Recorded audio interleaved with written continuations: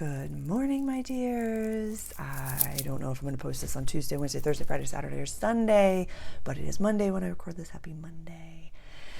And today we're talking about teenage angst, and I wanted to offer some validation as to how you might be feeling right now, and a little bit of a few different things, like why this could be coming up, why I'm feeling this way, what am I supposed to do about it, some tips and tools to really navigate this, and understanding that these components, these aspects of us never really go away. It's that joke that people talk about, like, once you get to know your inner child, your inner teenager comes out and they're pissed. Yeah, neither of them are, it's not like your inner child grows up and then becomes your inner teenager, and then your inner teenager grows up and then it becomes you. These are components of your inner team, your inner self, that will never go away. They will never age. Your inner child will always be a child. Your inner teenager will always be a teenager. Your higher self will always be your higher self. Your shadow self will always be your shadow self. These are aspects of us that we should, I don't ever want to should use, I'm going to use a different word. You're worthy of getting to know these sides of yourself, A, so you can identify them when they pop up, B, you can learn how to talk to them, and C, you can give them a safe compartment of your daily life or weekly life, monthly life, quarterly life, I don't care, where they can express themselves so they don't take over your avatar for attention and destroy your life. So, welcome. If this is your first time here, my name is Sarah. I am a channeler and an astrologer. And today we're going to be channeling messages through the lens of kind of astrology. I don't have my grid up, but this is a big collective, part of the collective consciousness that's coming up to be seen and felt and heard and experienced. And there's this real interesting little cul-de-sac that a lot of people choose not to go down when it comes to processing either your past, either things that have happened. A lot of what's coming up for certain generations right now is what happened 5 years ago, and that was COVID time. And what I love working with Gen Z. I, offer discounted rates for private sessions for Gen Z, and I've had numerous Gen Zers in the past 2 weeks alone express, whether it be in session or on YouTube or just messages, about how they were in school when COVID happened, and the adults around them had no idea what they were doing. Everyone was scared, and just kind of we went through a global thing together, but they were told, do what I tell you, I know better, blah, blah, blah, blah. And so there's a lot of frustration, there's a lot of anger that is very justified for them to be like, you didn't know what you were doing. You had no freaking clue what you were doing. You could have told me you didn't know what you were doing, but you thought that I was a dummy. You thought that because of my age, I was this. You thought because of this, I was this. So I'm giving that as an example, but I'm a millennial. We make the joke. I've seen on so many just random reels and shorts where people are like, oh, it's another recession. Tell me more about another unprecedented event that I'm supposed to live through. I can barely afford groceries. Tell me more about how your third home is going to go under, where it's we all have our traumas and our frustrations, and it really the teenage version of us can be upset. Gen X, when they make the joke about themselves, oh, you have a gluten allergy? I was thrown in the back of a station wagon and everybody was smoking cigarettes and I had to just tend to my life. It's yeah, you might have a gluten intolerance. You probably want to poop normally. You're upset because you didn't get the love that you deserved. But then your parents were my husband had to go to war and the woman had to step into her masculine, and then the men came back from war and then they were told to drink and smoke cigarettes and that everything would be fine. And they have deep rooted emotional issues from their freaking flashbacks to war, and the wives never came out of their masculine, and maybe they don't even want to be together. So it's every generation has their trauma, big T, little t. I have a whole video on my website, The Generational Quests. It's on my Pay What You Want. It's completely donation based, but I literally go through every generation and their traumas, but that's just a preview of that. So if these resonate with you, the link is below for my website. You can definitely go check that out under, I don't even know what I call it. Yeah, the Pay What You Want page. But so identifying your inner teenager and their style. We'll start there. So story time. Back in 2020, 2021, end of 2020, early 2021, and kind of most of 2021, I was, broken inside. Like the vase that held my inner self just shattered, and all of my components were everywhere. It was my awakening. It was gorgeous and beautiful. But I recognize in hindsight that my inner teenager was completely running the ship. How do you know that, Sarah? In hindsight, I could notice that she was using her body to get posts and likes and all different things.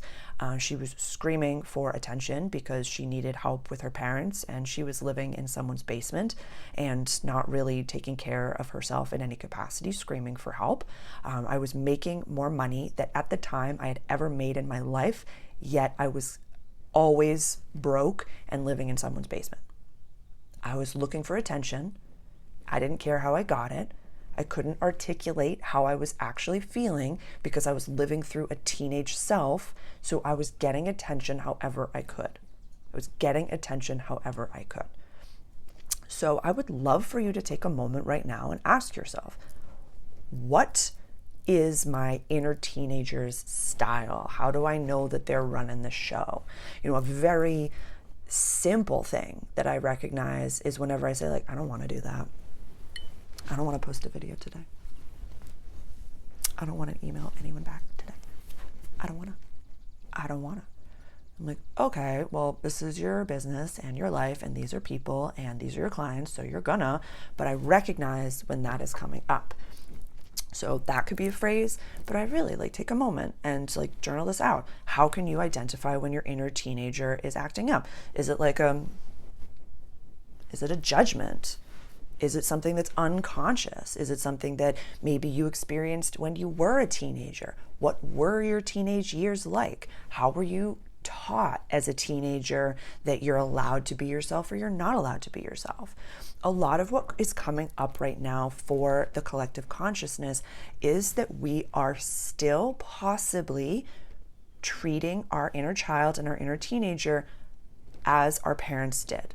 What do you mean by that, Sarah? Don't feel your emotions right now. Wait till we get home. Don't express yourself. Don't get pissed. Nope, you're not allowed to have these feelings. Go sit in a desk. Go do this. Don't feel it. We don't allow ourselves the emotions to come up. We don't give ourselves the stage to say, hey, yeah, I'm feeling frustrated right now. I'm feeling angry. So what I do whenever I recognize my inner teenager is pissed or triggered or something comes up, I just sit with myself. And this is learn how to talk to them, get to know them. This is the second real thing that I wanted to talk about. And I just say, who needs to talk? What do you need to say? Who's coming up?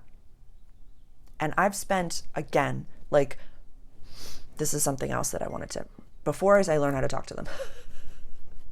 I spent, in 2021, once I really recognized that something was really wrong and that this was going on, I spent the better part of a year sitting with my inner teenager in meditation every single morning of my life. Every single morning of my life, I would sit with them. And I was not kind. I would sit with my inner child, make sure she's okay. I'd be grounded, tending to all my inner screens, my inner worlds. And then be like, what do you need? I'd be like, how are you going to pay bills? What are you going to do? That's not your business. You don't have to worry about that. I'm the adult here. What do you need? I want to read books. Okay, go read books. Go to the library. You can fly. Yeah, you can literally fly out this window. You can go read a book in the tree in the front yard.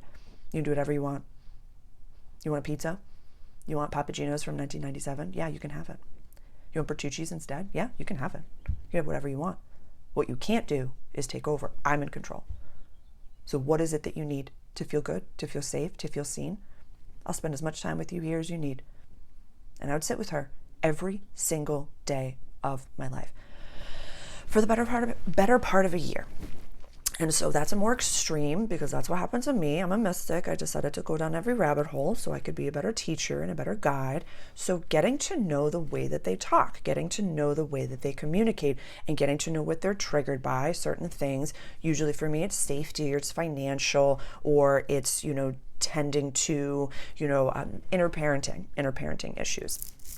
Body image issues can definitely come up, all stuff like that.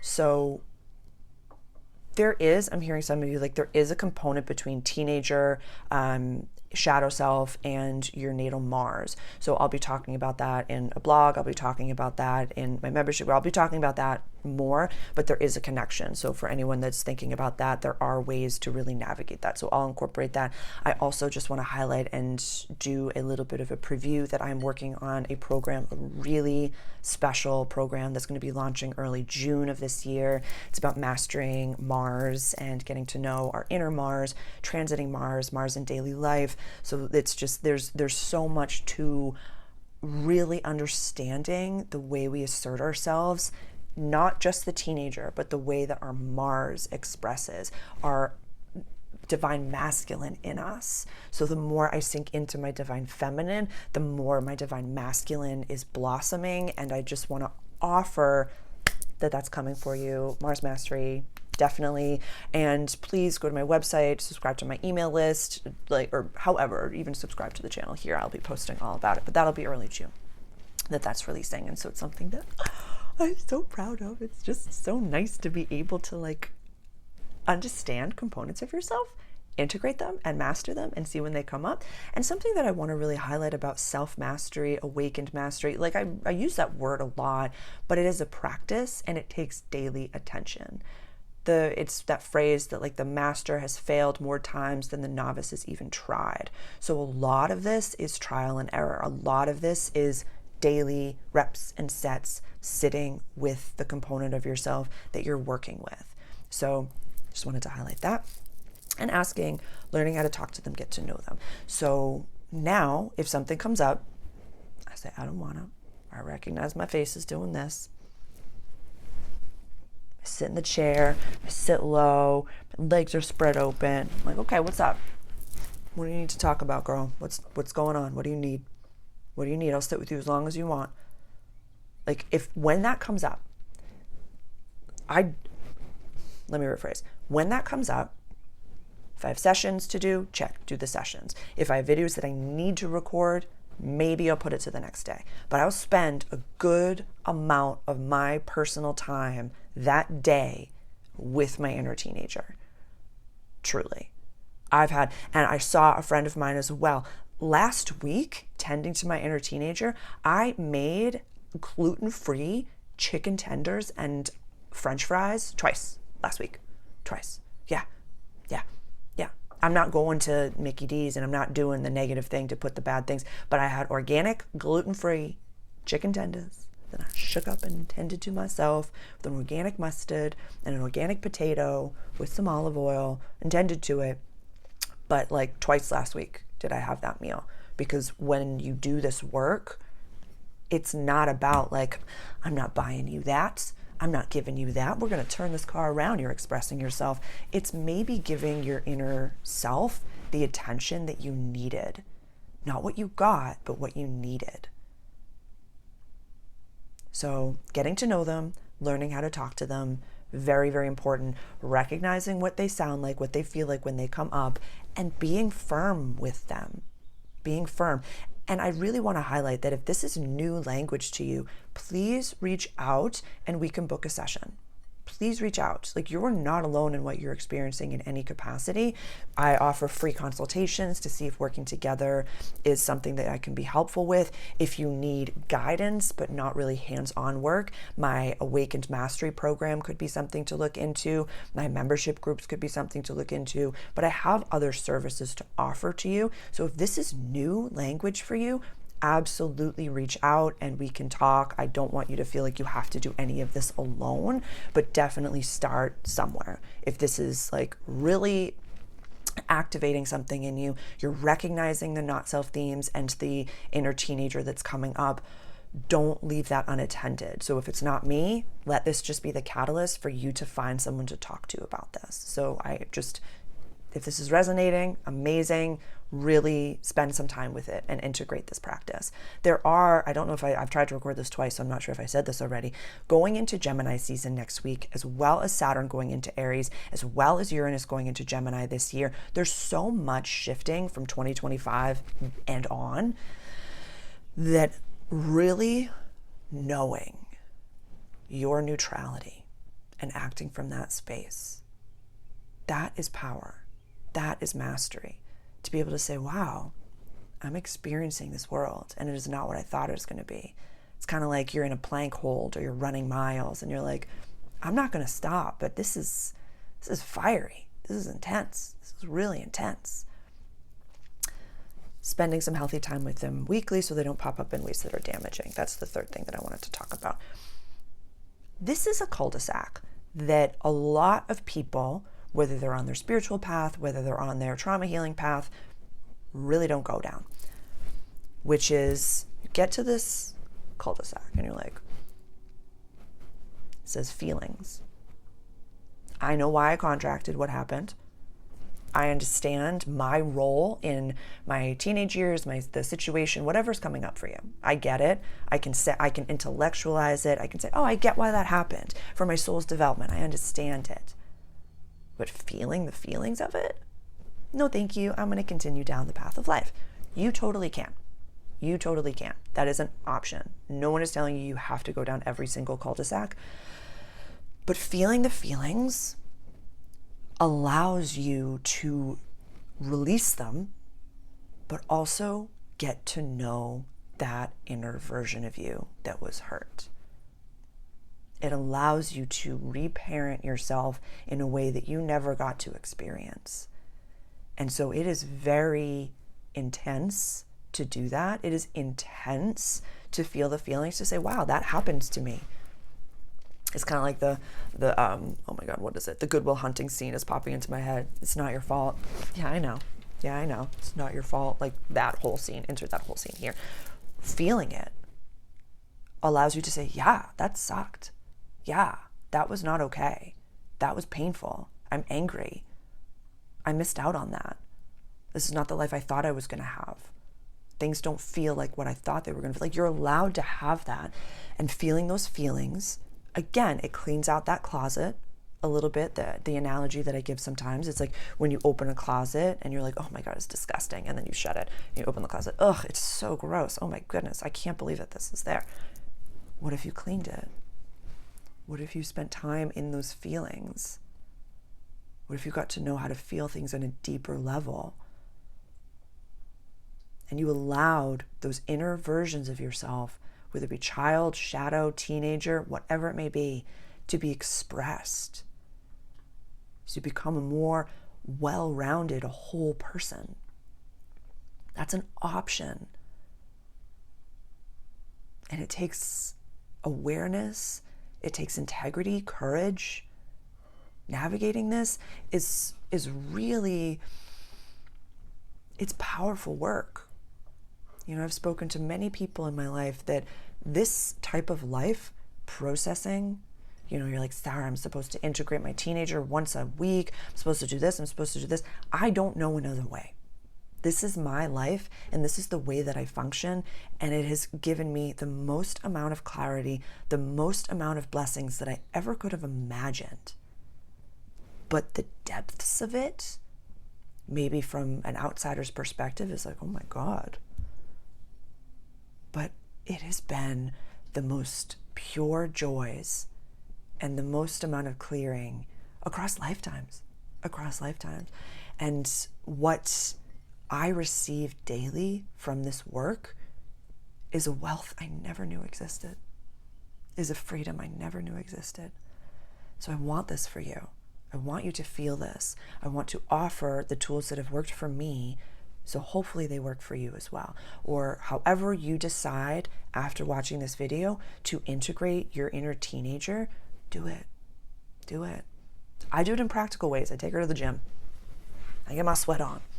And I pick up weights that trigger me because I can't pick them up too much. So it's not like I'm asking you to like sit and go to the mall or go to Claire's and walk around and, you know, wear that teal color from the 90s that is just so good. So good. Yeah, I'd say the most practical ways to integrate inner teenager work is to have a full moon ceremony of some kind. I have my full moon healing. You can receive there. You can just kind of like be passive, feel your feelings and allow them to come up to be felt. The full moons were normally more emotional, so practically within our lives, it's once a month. You gotta do it. or utilizing the gym. You can, wear something. Like, I'm just seeing you get like higher socks or just like more vibrant colors at the gym. But I love utilizing the gym and exercise and yoga for really, or hiking, going on long walks, like whatever is pushing yourself to get a sweat on, that triggers my inner teenager because it tuckers her out. It's like, yeah, you're not in control here. You can't pick up that weight, can you? We're gonna deadlift to failure. You can't pick that up, can you? And it's a fun little like, yeah. And it's getting to know them. So it's not so much, maybe those meditations could be helpful for you. Maybe sitting in meditation with your inner teenager could be helpful. And I'll make a note for myself to do something guided. So I'll put some things together. But for right now, this might be coming up. It's been coming up for me. I've been seeing it in the periph. I've been seeing it consciously, subconsciously, unconsciously in a lot of people. And I've been seeing it especially for my Gen Zers, my Gen Z community, coming up about processing kind of a completed cycle from 2020 until now. To be like, yeah, I was a teenager. And I was told by people in school, I was told by people, adults, that they knew what they were doing and that I had to do this. And if I listened to them, then this would happen. And none of that happened. And it's, that's, the ones that were teenagers then. So I'll say that. There's a lot of that processing coming up. And I'm really proud of you because I love working with Gen Z so much. I love it. I offer discounted rates for Gen Z sessions. I love it because my Gen Z clients, they're like, I want the tools. I want to do this. I want to fix this. I want to be better. I want to be authentic. I want to process this. I want to look at this.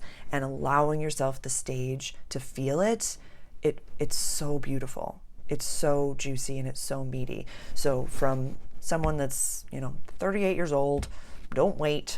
Don't wait till later in life to get to know your inner teenager. Doing it now is so available and so accessible. And also for anyone at any age, don't wait to do this work. Don't avoid the inner teenager. The inner child is a lot easier because it's a child and you can hold them and you can coddle them. And sometimes our inner teenagers don't really have, verbal language. It's more telepathic. But your inner teenager is worth spending time with, is worth getting to know, and is worth parenting. I think that's it. I love you so much. Let me know how this resonates with you. Happy full moon week. I hope you're enjoying yourself. And next week we'll talk a little bit more about gem season and Saturn going to, actually this week we're going to talk about gem season and Saturn going into Aries. But this video, depending on when you're watching this, is totally like wherever you are in your journey, whatever year, whatever month or season you're watching this, when it's time to start to do this work, when they start to come up over and over and over, get to know them. And please reach out directly. My website, links all in the description for my extended resources for you. Please let me know how I can best support you and what you're interested in. Yeah. Like the video, please, if you like it. Comment if you're keen. Share this with someone else in your life that might be doing the same inner work. And don't forget to have a journal if you don't already. That can be very helpful. I have a whole video on my love affair journaling. Okay. Love you.